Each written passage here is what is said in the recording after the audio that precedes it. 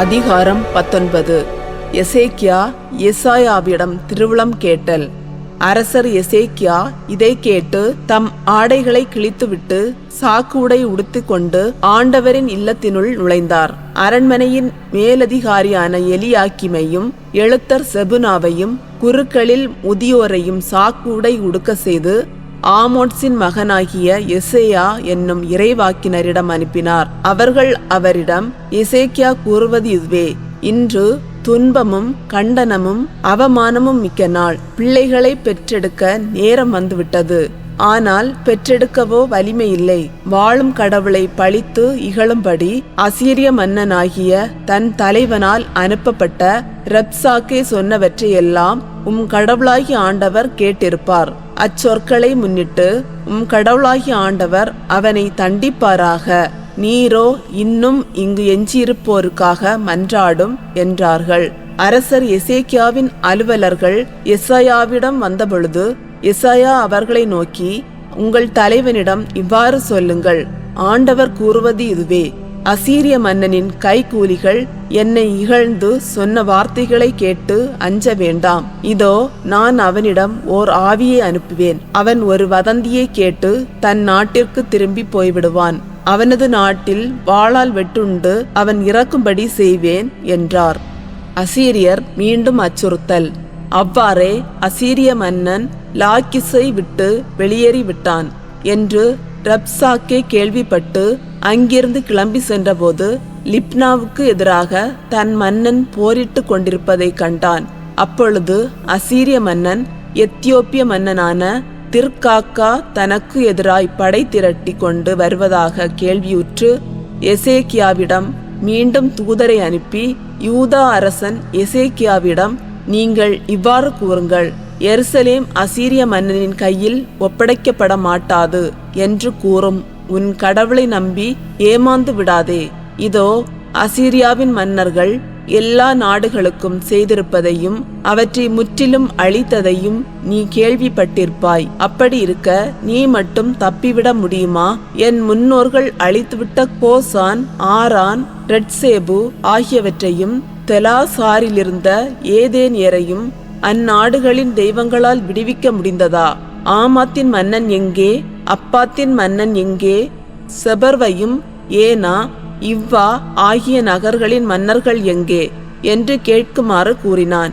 எசேக்கியா தூதரின் கையிலிருந்த மடலை வாங்கி வாசித்த பின் கோவிலினுள் சென்று ஆண்டவர் திருமுன் மடலை விரித்து வைத்தார். மேலும் எசேக்கியா ஆண்டவரை மன்றாடி கூறியது: கெருபுகள் மேல் வீற்றிருக்கும் இஸ்ரேலின் கடவுளான ஆண்டவரே, இவ்வுலகத்து அரசர்களுக்கெல்லாம் நீர் ஒருவரே கடவுள். விண்ணையும் மண்ணையும் படைத்தவர் நீரே.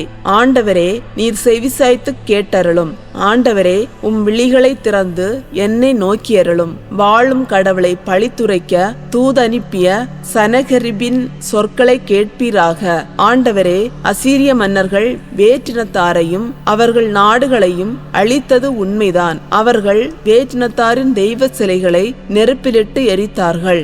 ஏனெனில் அவை உண்மை கடவுளல்ல, மரத்தாலும் கல்லாலும் மனிதன் செய்தவையே. எனவே அவர்களால் அவற்றை அழிக்க முடிந்தது. எங்கள் கடவுளாகிய ஆண்டவரே, இப்பொழுது இவன் கையிலிருந்து எங்களை காத்தருளும். இதன் மூலம் நீர் ஒருவரே கடவுளாகிய ஆண்டவர் என்பதை உலகின் எல்லா அரசுகளும் அறிந்து கொள்ளும். எசாயா எசேக்கியாவுக்கு விடுத்த செய்தி. அப்பொழுது ஆமோத்சின் மகன் எசாயா எசேக்கியாவிடம் ஆளனுப்பி சொன்னது: இஸ்ரேலின் கடவுளாகிய ஆண்டவர் கூறுவது இதுவே: அசீரிய மன்னன் சனகரிபை பற்றிய உன் வேண்டுதலை கேட்டேன். அவனுக்கு எதிராக ஆண்டவர் கூறிய வார்த்தை இதுவே: கன்னி மகள் சீயோன் உன்னை இகழ்கிறாள், உன்னை பார்த்து நகைக்கிறாள். மகள் எருசலேம் பின் நின்று தலையசைக்கிறாள். யாரை நீ பழித்து இகழ்ந்தாய்? யாருக்கு எதிராய் குரல் எழுப்பினாய்? யாரை நீ இருமாப்புடன் நோக்கினாய்? இஸ்ரேலின் தூயவரை அன்றோ? நீ உன் தூதர் மூலம் என் தலைவரை பழித்துரைத்து, எண்ணற்ற என் தேர்களோடு நான் மலையுச்சிகளுக்கு லெபனோனின் சிகரங்களுக்கு ஏறி சென்றேன். வானளாவிய கேதுரு மரங்களையும் அங்கு நின்ற உயர்ந்த தேவதாரு மரங்களையும் நான் வெட்டினேன். அதன் காடுகளின் மிக அடர்ந்த பகுதியான கடை எல்லை வரை சென்றேன். அயல் நாடுகளில் நான் கிணறு வெட்டி நீர் பருகினேன். எகிப்தின் ஆறுகளையெல்லாம் என் உள்ளங்கால்களினால் நான் வற்ற செய்தேன் என்றாய். நீ கேட்டதில்லையோ? பல நாட்களுக்கு முன்பே இதை நான் தான் முடிவு செய்தேன். தொன்று தொட்டே இதை நான் தான் திட்டமிட்டேன். அரண்சூழ் நகர்களை நீ பாழடைந்த கற்குவியலாய் ஆக்க வேண்டுமென்பதை நான் தான் இப்பொழுது நிறைவேற செய்தேன். வலிமை இழந்து கலக்கமுற்று அவற்றின் குடிமக்கள் அவமானமடைந்தனர். வயல்வெளி புல் போலவும் கூரைகளில் முளைத்து வளரும் முன்னே பட்டுப்போகும் பச்சை பூண்டு போலவும் அன்னவர் ஆயினர். நீ இருப்பதும் போவதும் வருவதும் எனக்கு தெரியும். எனக்கு எதிராய் நீ பொங்கி எழுவதையும் நான் அறிவேன். எனக்கு எதிராய் நீ பொங்கி எழுந்ததாலும் உன் ஆணவம் என் செவிகளுக்கு எட்டியுள்ளதாலும் உன் மூக்கில் வளையமும் உன் வாயில் கடிவாளமும் போட்டு நீ வந்த வழியே உன்னை திருப்பி விரட்டுவேன். எசேக்கியா, இதோ உனக்கு ஓர் அடையாளம் தருகிறேன். இவ்வாண்டு தானாக விளைவதை நீ உண்பாய். அடுத்த ஆண்டு அதன் முளையிலிருந்து விளைவதை உண்பாய். ஆனால் 3ஆம் ஆண்டில் நீ விதைத்து அறுவடை செய்வாய். திராட்சை தோட்டங்களை நட்டு அவற்றின் கனிகளை உண்பாய். யூதா வீட்டில் எஞ்சியவை எல்லாம் கீழே வேரூன்றி மேலே பயனளிக்கும். ஏனெனில் எஞ்சியோர் எருசலேமிலிருந்து வெளியேறுவர்.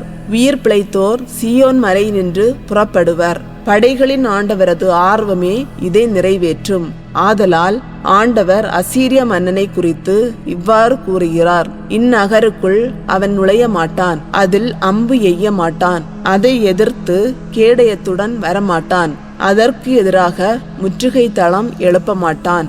அவன் வந்த வழியே திரும்பி போவான், இந்நகருக்குள் நுழையவே மாட்டான் என்கிறார் ஆண்டவர். இந்நகரை நான் பாதுகாப்பேன். என் பொருட்டும் என் ஊழியன் தாவீதின் பொருட்டும் நான் அதை விடுவிப்பேன். அன்றிரவு ஆண்டவரின் தூதர் புறப்பட்டு சென்று அசீரியரின் பாளையத்தில் 185,000 பேரை கொன்றார். மக்கள் காலையில் எழுந்தபோது அங்கு அனைவரும் செத்து பிணங்களாய் கிடந்ததை கண்டனர். எனவே அசீரிய மன்னன் சனகெரிபு திரும்பி சென்று நினிவேயில் தங்கியிருந்தான். தன் தெய்வமாகிய நிஸ்ரோக்கின் கோவிலில் அவன் வழிபாடு செய்து கொண்டிருந்த பொழுது அவன் புதல்வர்களாகிய அதிரமெலக்குக்கும் சரேட்சரும் அவனை வாளால் வெட்டி கொன்றுவிட்டு அரராத்து நாட்டிற்கு தப்பியோடி விட்டார்கள். அவனுடைய மகன் ஏசர் கத்தோன் அவனுக்கு பின் அரசனானான்.